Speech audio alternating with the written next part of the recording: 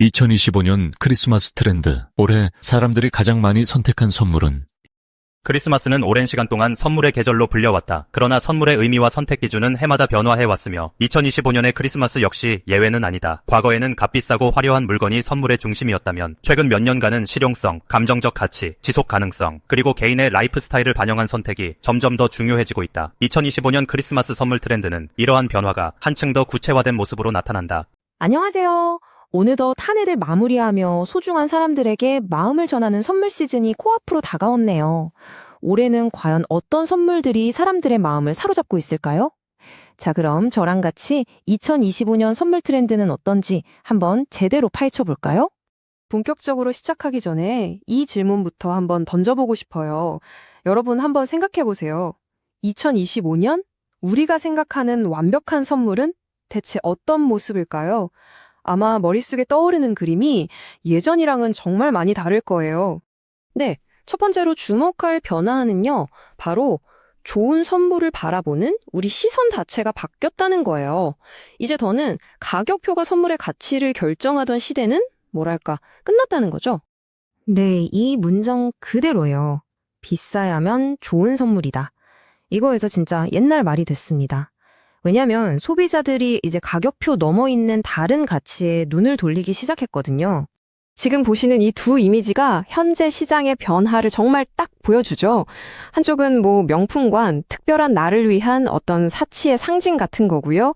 다른 한쪽은 우리 일상 속에서 만나는 그런 소소한 행복이잖아요. 근데 놀라운 건 이제 소비자들이 이 둘 모두에서 선물의 가치를 찾아낸다는 겁니다. 선물의 스펙트럼이 정말 넓어진 거죠. 특히 가성비라는 키워드가 정말 중요해졌어요.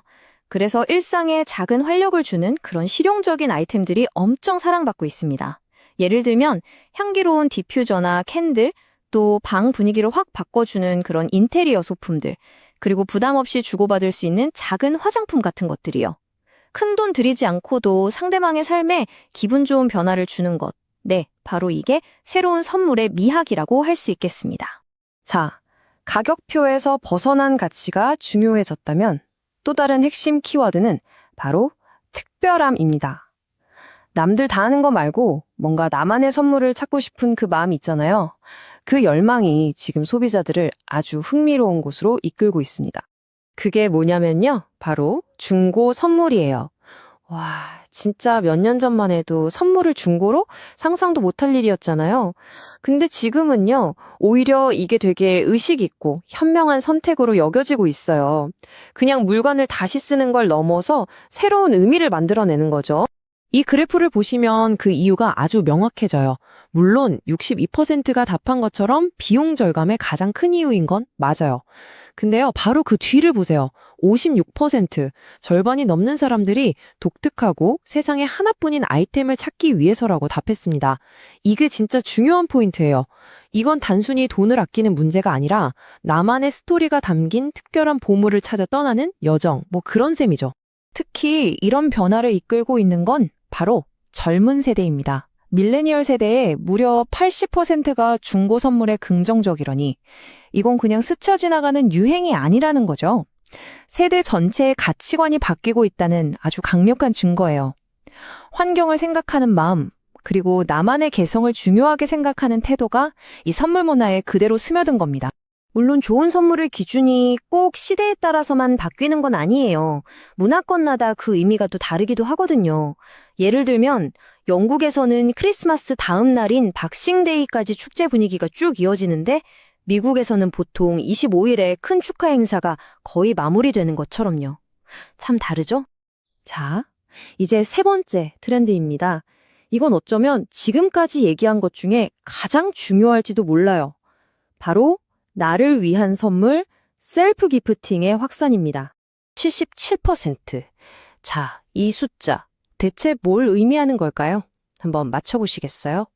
정답은 바로 자신에게 선물을 해본 경험이 있는 사람들의 비율입니다.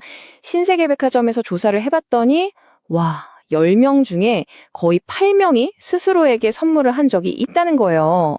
한 해 동안 정말 수고한 나 자신에게 건네는 이 작은 보상이 이제는 너무나 자연스러운 하나의 문화가 된 거죠. 그리고 이게 그냥 한번 해보고 끝나는 게 아니에요. 같은 조사에서 보면 37%는 작년보다 더 자주, 그리고 45%는 더 많은 돈을 자신을 위해 썼다고 답했습니다. 이건 그냥 기분 전환용 소비가 아니라는 뜻이죠. 소비의 무게중심이 다른 사람에서 나 자신으로 확실하게 옮겨가고 있다는 아주 강력한 신호입니다. 자, 지금까지 우리 실용적인 선물, 특별한 중고 선물, 그리고 나를 위한 선물, 이렇게 세 가지 큰 흐름을 살펴봤습니다. 언뜻 보면 다 다른 얘기 같잖아요. 근데 사실 이 트렌드들을 하나로 꿰뚫는 아주 거대한 문화적인 변화가 숨어 있습니다. 지금부터 그 진짜 이유를 한번 파헤쳐 보겠습니다. 그 변화의 중심에는 바로 미코노미라는 개념이 있습니다. 나, 미랑 경제, 이코노미를 합친 말인데요. 말 그대로 개인이 소비를 할 때 자신의 만족, 행복, 가치를 가장 우선으로 생각하는 현상을 말해요. 바로 이 미코노미가 나를 위한 선물을 사게 만들고 남들 시선보다는 내 취향에 딱 맞는 중고 아이템을 찾게 만드는 근본적인 힘인 셈이죠.